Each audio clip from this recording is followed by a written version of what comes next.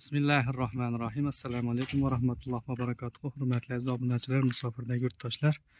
Mana navbatdagi darvozamizni Tojikiston Respublikasi Ispara shahriga olib o'rnatib berdik. Bu darvozamizni sizlarga jinday qisqacha ma'lumot berib o'tadigan bo'lsak, darvozalarimiz 2 qavatli, biri 8 lik listdan bo'ldi. Profillar, stoykalarimiz 8 ga 8 lik.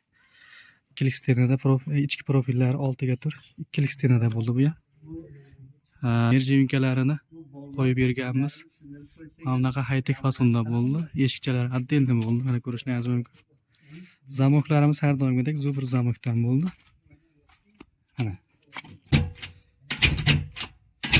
Yaqinroqdan ko'rsatishingiz mumkin. Mana enerji yunkani qo'yib berganmiz chiroyli qilib. Mana. Sizlarga hozir orqa tomondan ko'rsatib o'tishga harakat qilib ko'ramiz. Ochilib yopilishlari ham zamoklar. Shunday bo'ldi mana. Mana orqa tomonlari tekis bo'ladi, ko'rishingiz mumkin.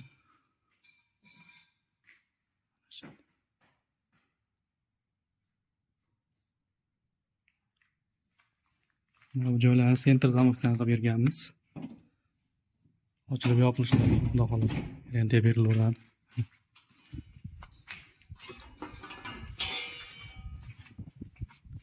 Mana bu holatda bo'ldi.